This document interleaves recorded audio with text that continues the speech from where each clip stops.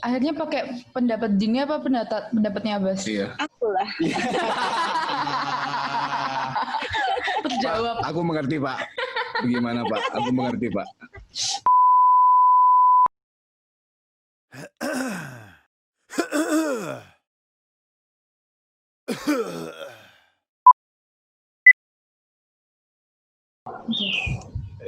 Gimana Om Abbas? Ape. Oh nggak boleh bahasa Jawa ya? Nggak apa-apa Pak. Bahasa Sunda. Boleh kan, nanti urusan aku ngerti atau enggak kan belakangan. Kalau Ninis juga nggak ngerti sih sebenarnya. Ngerti yo, aku iso. Kan kalian berdua termasuk udah lama kan yang terjun di dunia bisnis. Abbas tuh kalau nggak salah kamu teknik apa Bas? Sipil. Jadi Gue tahu dia. Jadi juga ya Pak. Ingat lah Pak. Jadi buat yang mendengarkan nanti, jadi Abbas dan Wiwi ini teman kita ya. Teman kuliahku. Kuliah Wiwi teman kuliah Ninis. Abbas tuh kita nggak satu kampus, cuman deketan. Teknik sipil. Sempat kerja nggak dulu Bas? Setelah lulus dari teknik sipil? Sempat tuh paling ikut dosen doang ya. Tapi itu sebelum lulus sih, maksudnya karena dulu itu kan harus istilahnya tuh harus ikut proyeknya dosen kan. Terus ya kayak itulah, ikut konsultan lah. Aku pertama tahu Abbas jualan casing handphone. Oh iya. Ya Bas ya. Apa namanya? Lupa aku. Masih Bas? Humble Pop. Masih Bas? Udah enggak. Postpone.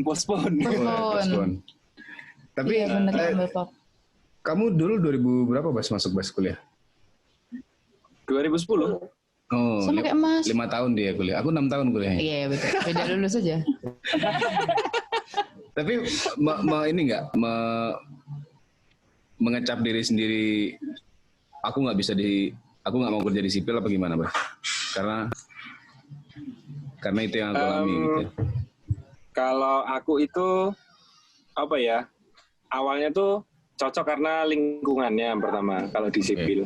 Iya. Karena ya apa ya? Mungkin orangnya berau atau ya gitulah. Anak teknik kan. Tahu kebayang anak sipil gitu. Solidaritasnya tuh kuat gitu kan. Pokoknya pas awal masuk itu aku rasanya wah ini cocok sih gitu kan. Aku lihat-lihat sebelum masuk di kampus itu tuh aku ngerasa cocok. Terus kebetulan bapakku tuh juga alumni di teknik sipil. Habis itu diceritain lah kalau teknik sipil itu bisa masuk kemana gitu kan. Setelah tak pelajarin, oh iya ternyata bisa, ya udah masuk kayak gitu. Nah cuman ya epicnya itu aku sebenarnya nggak begitu pinter di teknik sipil. Cuman ada satu bidang yang aku bisa, itu transport. Jadi di teknik sipil itu kan berbagai macam konsentrasi lah istilahnya. Penjurusan. Itu salah satunya ada bagian transportasi. Ya itu nilaiku di situ bagus semua. Yang lainnya sama. Kalau aku Bas, bedanya Bas, kalau kamu konsentrasinya di situ bagus ya kan. Kalau aku nggak ada bagus. Jadi semuanya 12. Ya Pak, IPK 2,41 mau diapain Pak? IPK teknik. Saya nggak nyampe 3 juga Pak. Nah, ya nggak nyampe 3 tapi 2,9 tuh lumayan tuh. Oh iya, bukan tahu ya. Orang kalau bilang nggak nyampe 3 itu pasti 2,8 atau 10,9. Mas bilangnya jangan nggak nyampe 3. Nggak nyampe 2,5. Nah. Oh iya. Terus akhirnya lebih merasa oh ya udah aku bisnis aja deh. Itu kenapa Bas? Maksudnya pas kalian pacaran itu apakah ada kayak inisiatif kita bikin bisnis yuk atau gimana gitu? Enggak sama sekali ya. Enggak ya? Enggak sama sekali. Enggak. Jadi apa ya? SMA masih labil, nggak mikir sampai situ. Oh saya pas kuliah kan kalian kan bareng pas kuliah.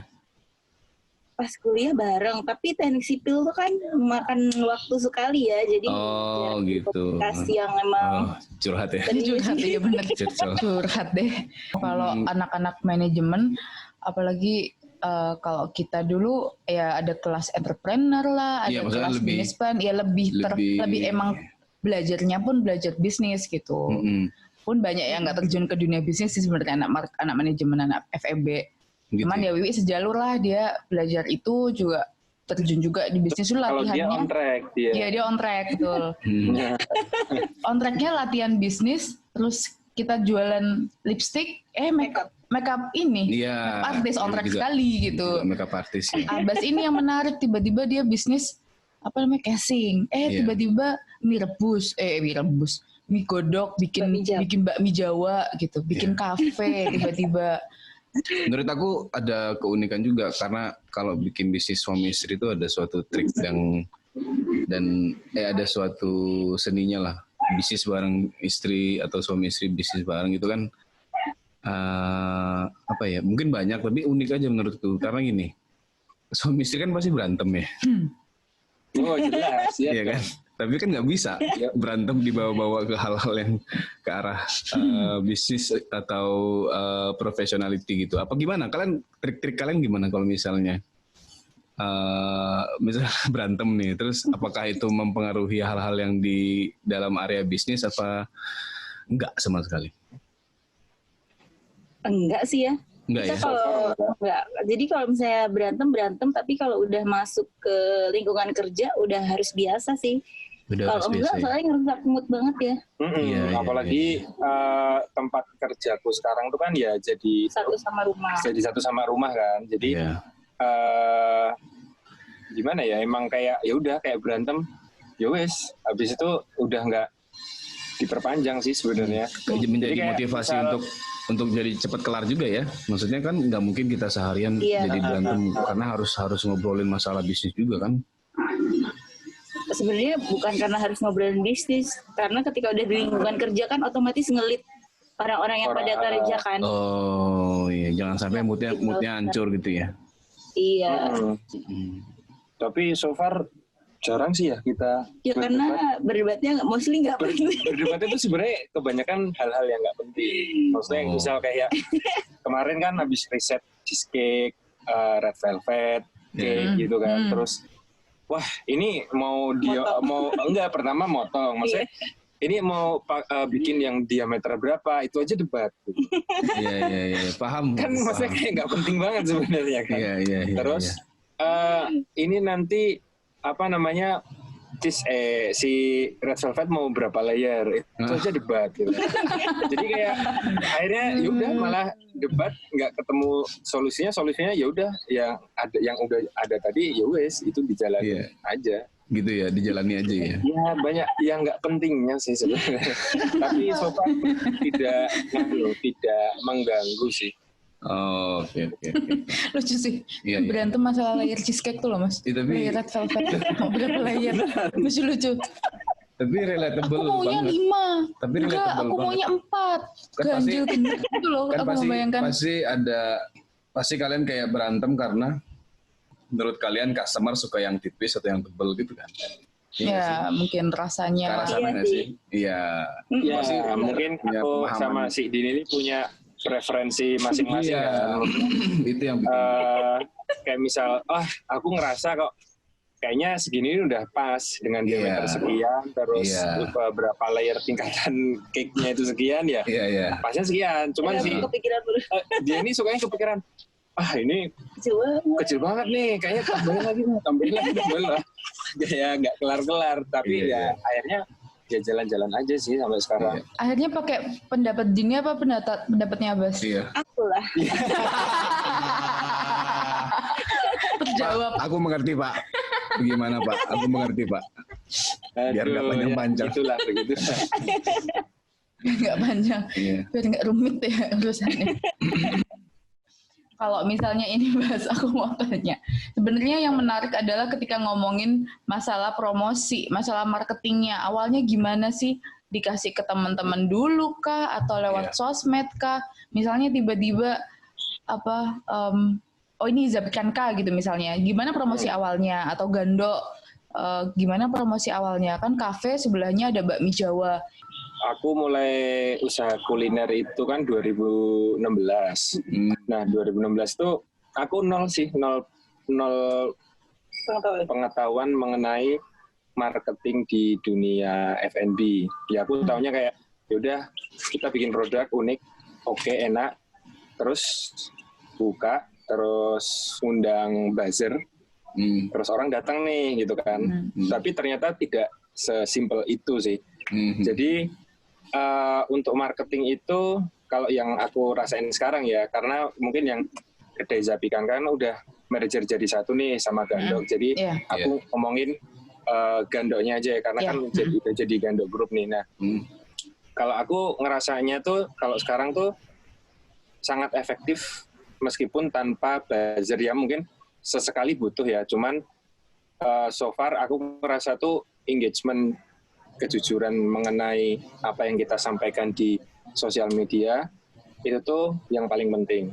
Jadi maksudnya misal aku lebih suka cerita mengenai di Gandok ini ada apa sih gitu. Di Gandok Coffee ini ada apa aja, terus alur produksinya itu seperti apa, kenapa kok produknya seperti ini. Jadi aku pasti cerita panjang lebar di caption kayak gitu. Jadi aku udah ambil segmen di mana orang tuh tertarik untuk baca, satu, yang kedua memang dia tuh benar-benar butuh produknya itu sama Gandok gitu. Karena kalau menurutku yang paling utama saat ini sih branding sama engagement. Gitu. Branding itu kan nggak melulu hanya wah brandnya eye catching, tapi ya mengenai branding itu mengenai semuanya sih, dari ownernya. Jadi misal brand Gandok itu, oh Gandok tuh kayak gitu, yaitu ya kayak aku gitu maksudnya. Jadi yang penting sih jujur. Sama nggak, kalau aku bagiku nggak terlalu hard selling. Hard selling itu mungkin maksudku ini, wah siang-siang panas banget nih Kak, enaknya minum es kopi susu. Oh iya betul. Kayak apa ya? Kayak promosi yang ngetoi banget gitu ya. Gitu ya. Aku udah pernah melalui itu sih. Pas dulu Zapikan Kak di daerah Gejayan. Dan aku mulai dari situ belajar kan. Oh ternyata tuh sosial media itu yang disediakan oleh platformnya itu sebenarnya sedemikian lengkap datanya. Jadi aku lihat, wah kok dengan cara yang seperti itu, cara lama ya yang aku bilang hard selling tadi tuh, engagementnya itu sedikit banget. Sedangkan kalau yang kayak Gandok ini ternyata engagementnya itu tinggi. Jadi kayak orang tuh tertarik untuk baca, terus tertarik untuk save postingan kayak gitu. Berarti lebih meningkatkan kualitas engagementnya daripada kuantitasnya. Iya sih, bisa dibilang gitu. Bisa dibilang gitu. Jadi itu tuh kayak menurutku jadi gerbang pertama untuk orang. Wah ini nih ada yang niat nih, maksudnya jualan tuh apa sih yang dijual secara detail tuh kita sampaikan mengenai produk, mengenai tim, mengenai Gandok dan suasana. Terus kenapa kok Gandok aturannya seperti ini, bla bla bla itu. Hampir semua kita sampaikan sih. Storytelling, menceritakan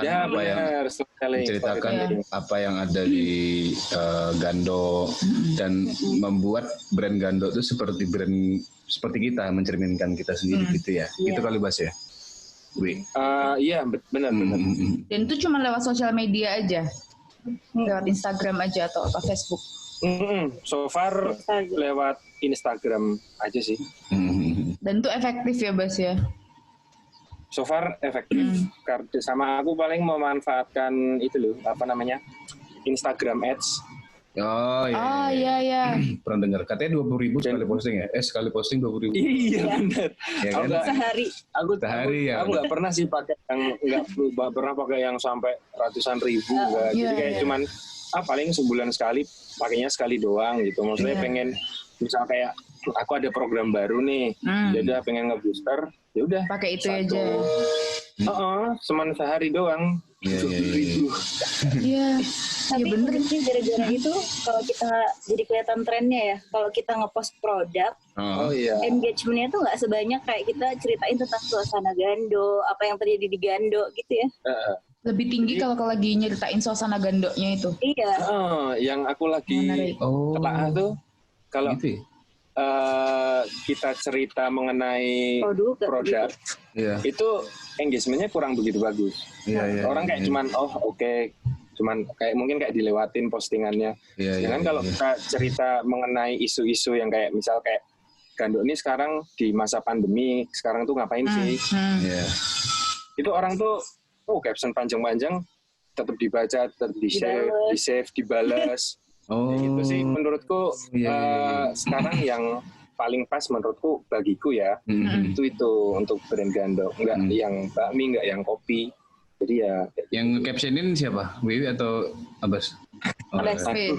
Pokoknya semua yang handle kayak ada video-video itu Abbas. Ya dia juga kan fotografer dan videografer juga Abbas ya. Enggak merangkap lah ya, merangkap lah. Iya. Terus apa namanya kayak pegawai juga kita jadiin sarana promosi ya, karena kita nge-train dia supaya ramah sama customer, biar mewakili brandingnya kita. Dan itu penting banget loh. Jadi ada beberapa misalnya kita ke restorannya tuh enak, makanannya enak, minumannya enak, tempatnya enak, staffnya ngeselin gitu kan, kita malas ya ke situ lagi gitu, kesian ownernya. Ini gitu, mungkin tantangan juga, nggak kalau ngelatih orang gitu? Kalau bagiku sih so far udah biasa sih, karena aku udah mulai nge-training orang ya mungkin dari 2016 lah kira-kira. Cuman yang paling serius ya pas ada Gandok ini, ketika si Gandok Kopi ini muncul, kan sebelumnya bakmi udah ada tuh, udah jalan 4 tahun. Nah terus si kopinya ini muncul, nah itu aku lebih serius lagi. Jadi nge-treat gimana, jadi nge-treat gimana supaya customer tuh betah gitu loh. Ya nyaman gitu. Di situ ya, iya betul. Nyaman. Yang penting itu sih nyaman. Kalau nggak nyaman, orang susah untuk repeat order. Yes, benar. Ya datang penasaran, habis itu nggak diulang lagi. Iya sekali aja gitu kan. Iya betul. Kalau di coffee shopmu itu gimana artinya? Lebih kayak kalian ngincer. Ini kalian sekalian promosi juga nih buat teman-teman yang dengerin. Boleh. Di Jogja. Buat yang belum tahu nanti kasih tahu sekalian alamatnya di mana. Oh iya. Kasih tahu sekarang. Iya, boleh. Sekalian dong. Jadi biasanya di ujung, soalnya biasanya di ujung sponsor. Tengah-tengah gimana? Enggak apa-apa di tengah-tengah. Oh iya, jadi Gandok tuh sebenarnya ada beberapa lini usaha. Jadi namanya Gandok Group. Yes. Itu sekarang ada Gandok Coffee, Bakmi Gandok, Kedai Sapi Kanka, sama yang terakhir itu Gigit.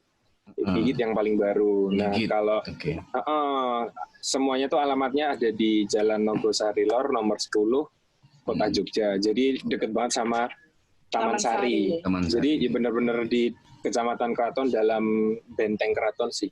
Gitu. Si Denis punya list pertanyaan nih daripada kita. Boleh nggak apa-apa. Karena aku kepo gitu.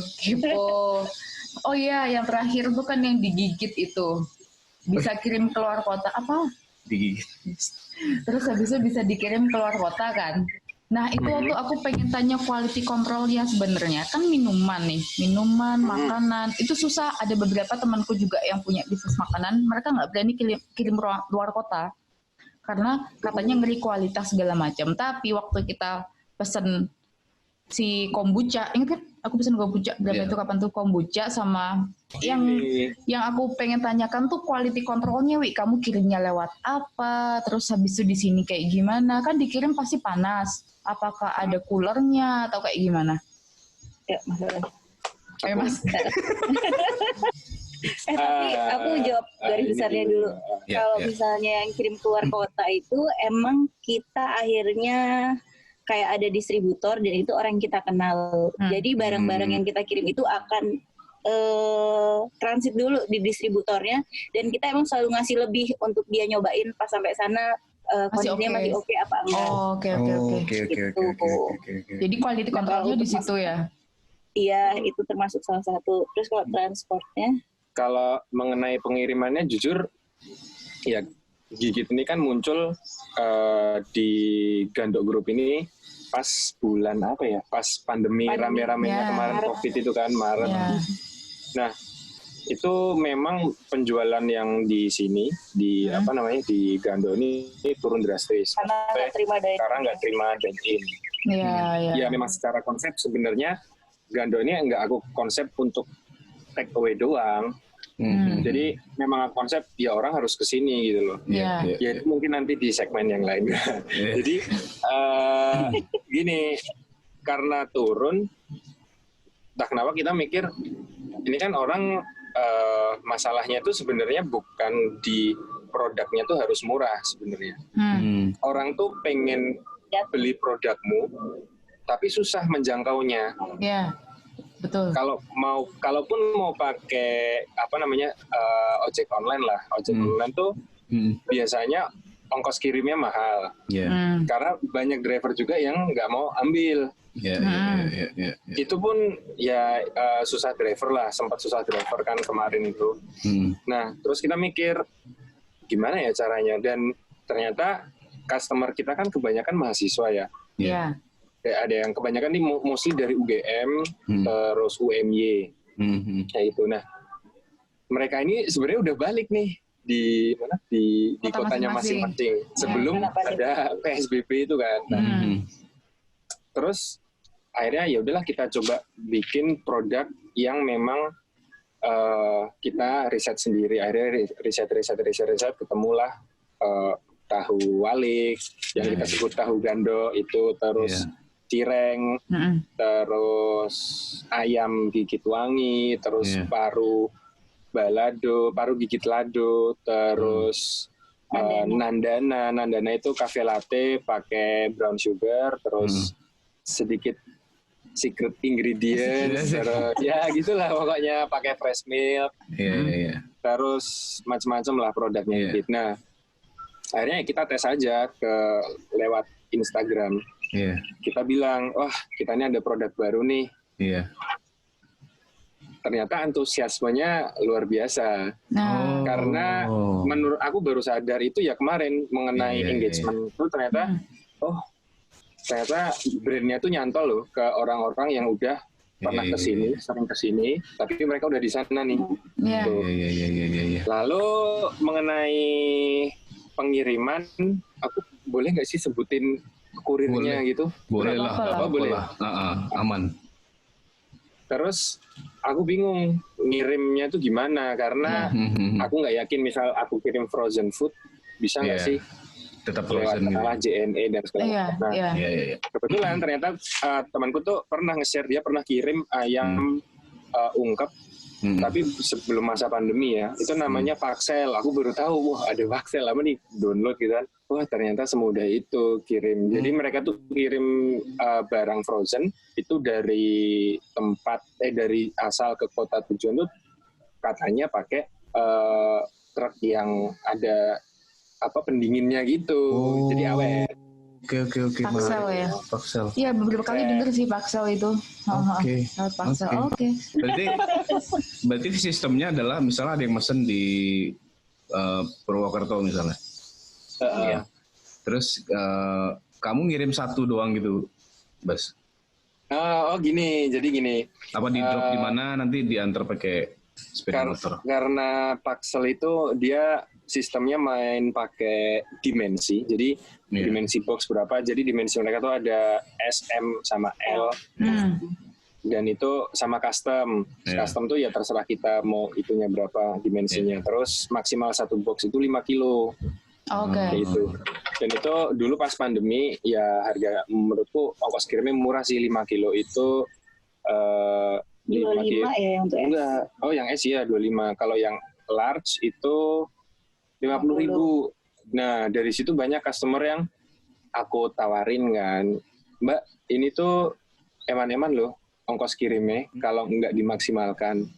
Nah itu cuannya di situ. Boleh deh Mas, aku order ini. Sekalian ini gitu ya, biar full gitu. Ya makanya aku pinter juga ya. Makanya aku bingung kalau misalnya cuma beli satu biji gitu kan. Ya eman-eman kan. Kopinya harganya berapa, kirimnya berapa gitu ya benar. Puerto Rico lagi kan. Jauh tuh. Alias Purwokerto. Iya benar. Gitu ya. Dan mereka pada mau gitu ya ditambahin, Mbak tambah ini gitu pada mau ya? Mau sih. Jadi ya speaknya Abbas jago. Ya itu kalau menurutku ya impact dari branding itu tadi sih, meskipun untuk posting juga belum tiap hari ya, posting feed Instagram belum tiap hari, tapi engagement-nya antar brand dengan customer-nya tuh menurutku saat ini berjalan dengan baik. Gando nih kan deket banget nih sama Polsek Keraton. Jadi ya beliau-beliau juga tahu lah kalau pas kemarin sebelum pandemi orang mereka jajannya juga di Gando ya. Tapi ya bakmi, jadi tahu ramenya tuh kayak gimana gitu. Jadi tiap pagi itu dipatroli gitu loh. Gimana Mas? Gimana? Ya sepi Pak. Ya gimana Pak? Terus ya udah nggak apa-apa Mas. Yang penting bisa jualan. Oh iya Pak. Gitu. Itu pakai baju dia jualan nasi goreng apa memang pakai baju polisi? Undercover Kijang 1, Kijang 2 gitu. Apa bener-bener emang bener-bener pakai baju polisi? Nyamar apa enggak Pak? Pakai baju dinas. Oh iya, kirain goreng entah kenapa. Sate gitu ya. Ya, inilah. Pelan-pelan menuju full capacity lah pasti ya. Iya. Pelan-pelan. Kamu udah pertanyaan lagi? Ya Allah. Udah sih, cuman ini aja target kedepannya gimana? Gando Iya, kalian ada Gando Group ada ini nggak? Mau bikin bidang lain misal atau mau bikin? Tapi tetap di F&B ya ini. Beberapa tahun lagi tetap main di F&B ya. Kalau di target kedepannya sih, kalau F&B mungkin cukup sih kita mau jalanin dulu. Terus tapi target kedepannya sih. Ini kan kita lagi di konsep sebenarnya, cuman secara garis besar tuh mau memanfaatkan belakang ini kan garden nih. Oh iya.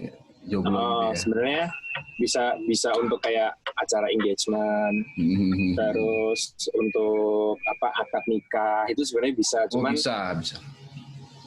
Cuman ya kita harus muter otak lagi sih. Iya sih, masih dikonsepin. Jadi belum matang banget, tapi ada mengarah ke sana. Ya sekarang pandemi ini ya harus meningkatkan kreativitas dan inovasi ya. Apa aja dijalanin aja cara. Iya betul.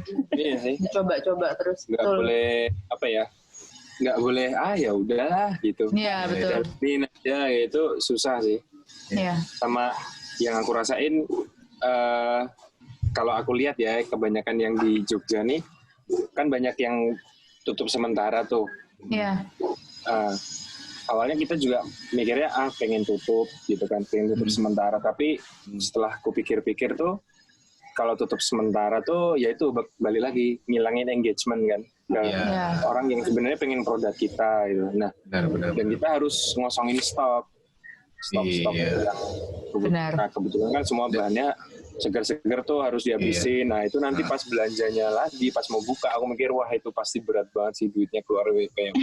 Iya betul sih. Dan menurutku juga kalau kita bisa bertahan agak lama dikit, pas lagi ledakan kan sebentar lagi kan akan ada ledakan turis domestik nih. Kalau bisa bertahan agak lama dikit, udah kalau orang tahu kita buka, wih ini aja. Iya, itu kayak makanya pas buka mereka langsung banyak kan ternyata malah full. Ya nganu lah berdarah-darah sedikit lah. Iya. Wani perih ya. Wani perih. Yang penting jangan lupa setiap bulannya nyisin untuk dana darurat itu penting sih. Oh ini tips ini. Ini sebuah tips yang bagus ini. Ini perencanaan keuangan loh. Kalau dia nggak bilang aku nggak tahu loh. Iya benar. Dia bukan anak finance tapi bisa tahu gitu ya. Karena udah melewati. Karena ya itu sih aku udah melewati di mana nggak ada dana darurat tuh ternyata wah gila sih emang pas itunya kerasa banget. Maksudnya misal pas omsetnya gede-gedenya terus nanti labanya juga gede tapi kita lupa nggak nyiapin dana darurat tuh itu kacau balau sih sumpah. Dan akhirnya kita harus nombokin pakai uang pribadi gitu. Aduh. Ini berapa? Sisihnya berapa persen Mas biasanya? 10, 20? Tergantung sih. Nggak ada persenannya ya. Kalau aku sih kira-kira sih ya dihitung aja dari kebutuhan belanja.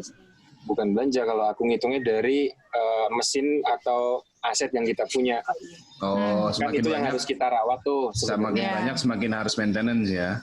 Nah itu. Lebih banyak dana yang harus disisihkan. Nggak ada persenannya sih kalau aku. Yang penting nominalnya sekian kayak gitu. Tapi kejadian ya, ada hal-hal yang nggak kita pengenin gitu, tiba-tiba kejadian itu kejadian aja gitu ya. Ya namanya darurat Pak. Iya benar ya. Kalau ngasih tahu namanya janjian ya. Iya benar. Iya benar juga ya Bapak. Kalau ngasih tahu berarti ya, iya benar janjian dia benar. Aku rusak dong minggu depan. Mesin kopinya ngomong sama Abbas. Hah? Gimana? Mesin kopinya ngomong sama Abbas. Aku mau rusak. Minggu depan ya. Ya Allah. Jangan dong. Ya ini bagus sekali ya tips dan trik yang diungkapkan oleh seorang Adi Baskoro, asik. Baru itu namanya. Iya Adi Baskoro namanya tuh Abbas. Dan Dini. Dwita Andini namanya tuh. Buat ini Bas, terakhir buat terserah mau yang ngomong Wiwi atau Abbas. Wiwi aja Wiwi. Ya buat teman-teman yang sekarang kayak aduh ragu nih aku mau buka bisnis apa enggak, aku mau resign atau enggak usah ya gitu. Gimana ada gitu. Iya resign. Oh itu Abbas aja yang ngomong soalnya. Oh iya udah. Ada tips nggak? Buat gimana ya? Lakukankah atau nggak usah gitu? Atau saving dulu gitu? Bingung juga sebenarnya ngomongnya karena kalau aku kan emang udah niat ya terjun di dunia apa ya jualan lah, mau bilang entrepreneur segala macam, intinya dagang. Jualan gitu kan. Dagang. Yang pasti mungkin kan orang apa ya meromantisasi kalau entrepreneur tuh wah bisa ngapain. Tapi sebenarnya itu kerja sendiri nggak diatur dan itu butuh yang namanya konsistensi. Yes. Gitu. Setuju. Dan kalau yang aku rasa ini kalau nggak konsisten udah sih itu pasti nggak lama udah fix. Banyak teman-temanku juga yang nggak konsisten terus nggak lama tuh banyak. Terus yang kedua, pertama konsisten, yang kedua jujur gitu. Jujur tuh dalam artian bukan hanya kita nggak nyuri, maksudnya jujur tuh ya terhadap apa yang kita kasih gitu loh. Maksudnya intinya all out lah sama yang kita kasih. Gitu. Iya. Fair lah ya. Jangan fair. Harus fair gitu. Harus fair. Terus yang terakhir, kamu harus suka sama apa yang kamu jual. Bagiku itu. Siap. Karena untuk quality control sebuah produk yang akan kamu kasih ke orang, itu menurutku itu penting banget. Bagaimana kamu akan kasih barang ke orang yang menurutmu baik padahal kamu nggak suka. Iya. Itu susah. Iya. Jualan kopi nggak doyan kopi ya Bas ya? Banyak dan itu udah ya gitulah menurutku nyawanya kurang istilahnya. Kalau dalam suatu usaha tuh aku mungkin menspesialkan kalimat nyawa dalam sebuah brand gitu. Iya betul. Itu sih yang paling penting. Oke. Terakhir Bas, misalnya nih ada yang nawarin proyek bikin tol, kamu mau nggak? Tapi ninggalin bisnis, semuanya ditinggalin karena proyeknya tahunan gitu, 5 tahun. Harus fokus gitu Bas. Enggak, luar biasa. Karena ya gitulah, aku memang udah niat sih. Pertama, jujur aku mungkin di teknik sipil nggak jago, jadi aku tahu kapasitasku di sana.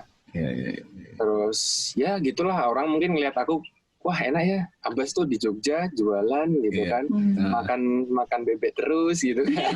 Makan bebek terus, tapi di balik itu kan aku juga ya nggak, maksudnya ngapain lo aku cerita struggle-nya di Instagram atau gimana, di sosmed ngapain sih bagi-bagi yang happy aja. Iya, setuju. Ya sebenarnya setiap pekerjaan tuh ada resiko, ada plus minusnya, tinggal kamu suka apa enggak. Iya. Terima kasih, luar biasa. Itu tadi pasangan kita Adi Baskoro dan Dwita Andini. Para pemirsa, kayak radio. Iya benar. Dini sudah males. Udah, terima kasih ya, gengs, udah menjadi narasumber kita. Semoga bisnisnya tetap sukses selalu. Amin. Rame. Makin rame. Terus konsep yang di belakang itu cepat jadi. Itu yang di belakang itu ya betul. Pas banget loh. Jadi, Sekalian promosi, nggak Gini, pas nih backgroundnya, wes. Nah, joglo. cakep loh. Joglo di Jogja. Wih, deket keraton. Wih, kurang apa? Soalnya gini, orang nikah kan sekarang orangnya dikit. Iya, sekarang orang nikah maunya Dan intimate outdoor. kan. Dan orang maunya outdoor. Oh iya Kan? benar. Iya. Orang Indoor, maunya sekarang indoor serem mana loh. orang indoor Iya benar. sekarang. Indoor serem. Jadi Itulah. semoga cepat jadi konsepnya. Gitu. Amin. Terima kasih, gengs. Sampai ketemu lagi. Mungkin nanti kita kontak-kontakan ya, karena akhir bulan kita ke Jogja. Musik. Ya aku udah bilang sekali. Siap. Aku akhir bulan ke Jogja.